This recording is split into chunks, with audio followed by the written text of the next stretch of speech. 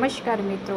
તો શ્રાવણ મહિનો ચાલી રહ્યો છે, તો આજે આપણે વાત કરીશું શ્રાવણ મહિનામાં આવનારા તહેવારી શીતળા સાતમની। તો શીતળા સાતમ અમુક લોકો શ્રાવણ સુદ સાતમે પણ કરે છે અને અમુક લોકો શ્રાવણ વદ સાતમે પણ કરે છે। આજે આપણે શ્રાવણ વદ સાતમના જે શીતળા સાતમ આવે છે એની વાત કરવાના છીએ। આજના દિવસે ચૂલો ઠારવાની પરંપરા આવે છે કે તમે જે આખું વર્ષ જેના ઉપર બનાવીને જમ્યા હોય એ દિવસે એમને ઠારીને એમની પૂજા કરવામાં આવે છે।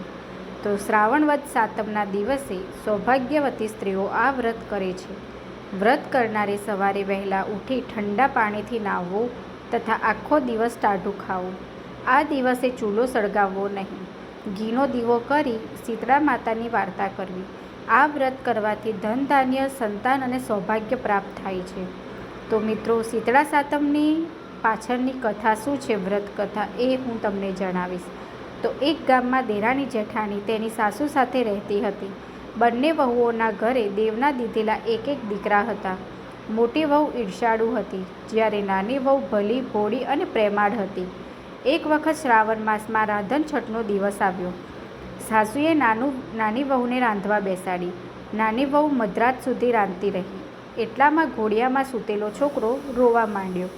આથી બધું કામ પડતું મૂકીને વહુ છોકરાને લઈને જરા આડે પડખે થઈ અને થાકના લીધે જોતજોતામાં ઊંઘી ગઈ। ચૂલો સળગતો હતો। મધરાત પછી શીતળામાં ફરવા નીકળ્યા। તેઓ ફરતા ફરતા નાની વહુના ઘરે આવી પહોંચ્યા અને ચૂલામાં આડોટવા લાગ્યા। પણ આ શું! શીતળામાના શરીરે ઠંડક લાગવાના બદલે લાઈ લાગવા લાગી। તેઓ આખા શરીરે દાઝી ગયા। આથી તેણે નાની વહુને શાપ આપ્યો કે જેવું મારું શરીર બળ્યું એવું તારું પેટ બળજો।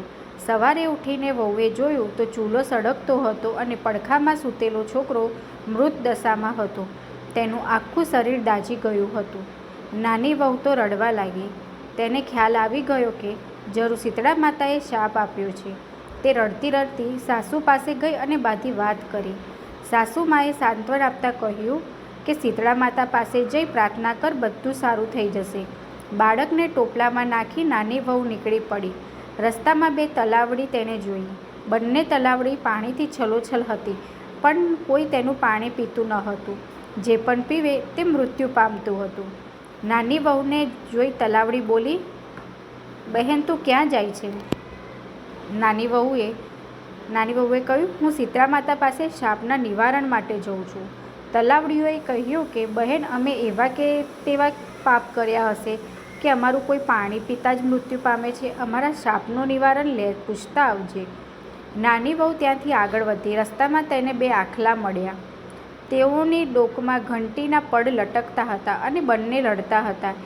નાની વહુને જોઈને બંને આખલાઓએ પૂછ્યું કે બહેન તું ક્યાં જાય છે? વહુએ કહ્યું કે હું શાપનું નિવારણ કરવા જાઉં છું। આખલાઓએ કહ્યું, અમે એવા તે સેવા પાપ કર્યા હશે કે અમે સદાયને માટે લડતા રહીએ છીએ? તું અમારા શાપનું નિવારણ લે, પૂછતી આવજે। નાની વહુ આગળ વધી। થોડે દૂર તેણે જોયું તો બોરડીના ઝાડ નીચે એક ડોશીમા પોતાના વાળને ખંજવાળતા બેઠા હતા। વહુને જોઈને ડોશીમાએ બોલ્યા કે બહેન, મારા માથામાં બહુ ખંજવાળ આવે છે, જરા જોઈ આપો ને। વહુ દયાળુ હતી, તેને ઉતાવળ હતી, છતાં પોતાના છોકરાને ડોશીમાના ખોળામાં મૂકી જુઓ વીણવા બેસી ગઈ। થોડી વારમાં ડોશીની ખંજવાળ મટી ગઈ। તેમણે વહુને આશીર્વાદ આપતા કહ્યું કે જેવું મારું માથું ઠર્યું એવું તારું પેટ ઠરજો। આટલું બોલતા જ ચમત્કાર થયો। ડોશીમાના ખોળામાં રહેલો છોકરો સજીવન થઈ ઉઠ્યો। બહુ આશ્ચર્ય પામી। તે જાણી ગઈ કે આ ડોશીમાં બીજું કોઈ નહીં પણ શીતળા માતા છે।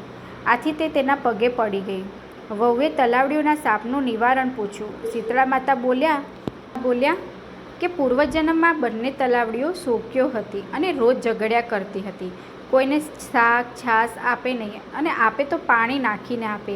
આથી એમનું પાણી કોઈ પીતું નથી, પરંતુ એમને પાણી પીજે એમનો પાપનો નાશ થશે। એ પછી વહુએ આખલાઓનો શાપ વિશે પૂછ્યું। તેના જવાબમાં શીતળામાએ બોલ્યા કે ગયા જન્મમાં બંને દેરાણી જેઠાણી હતી। તેઓ એટલી બધી ઈર્ષાળુ હતું કે કોઈને દળવા ખાંડવા દેતી ન હતી। આથી આ જન્મમાં બંને આખલા બન્યા છે અને એમના ગાયમાં ઘંટીના પડ છે। તો આ ઘંટીના પડ છોડી નાખજે, આથી એમના પાપ દૂર થશે। નાની વહુ ખુશ થતી શીતળામાના આશીર્વાદ લઈ છોકરાને લઈ પાછી ફરી। રસ્તામાં તેને પેલા આખલા મળ્યા. વહુએ એમની ડોકેથી ઘંટીના પળ છોડી નાખ્યા. તેઓ લડતા બંધ થઈ ગયા. આગળ ચાલતા તલાવડીઓ પાસે વહુ આવી. તેના સાપના નિવારણ માટે ખૂબ ભરીને પાણી પીધું. પછી આ બધું તેનું પાણી પીવા લાગ્યું. ઘરે આવી તેને સાસુને બધી જ વાત કરી. તેની જેઠાણીને તેની ઈર્ષા થઈ. બીજા શ્રાવણ માસમાં રાંધણ છઠ આવી ત્યારે જેઠાણીને થયું કે હું દેરાણી જેવું કરું, આથી મને શીતળા માતા દર્શન આપે. તે રાત્રે ચૂલો સળગતો રાખી સૂઈ ગઈ. મધરાત થતાં શીતળા માતા ફરતા ફરતા મોટી વહુના ઘરે આવ્યા અને ચૂલામાં આડોટવા લાગ્યા. આથી તેનું શરીર દાઝી ગયું અને તેને શાપ આપ્યો કે જેવું મારું શરીર બળ્યું તેવું એનું પેટ બળજો. સવારે ઉઠીને જેઠાણીએ જોયું તો ઘોડિયામાં છોકરો મૃત્યુ પામ્યો. આ બનાવમાં દુઃખી થવાના બદલે જેઠાણી ઉલટાની ખુશ થઈ અને તે પણ દેરાણીની જેમ છોકરાને ટોપલામાં લઈ ચાલી નીકળી. રસ્તામાં તલાવડીએ પૂછ્યું કે બહેન ક્યાં જાય છે? જેઠાણીએ મોં મોચકડતા કહ્યું, તમારે શું પંચાયત? જોતા નથી કે મારો દીકરો મરી ગયો છે અને હું શીતળા માતાને મળવા જઉં છું.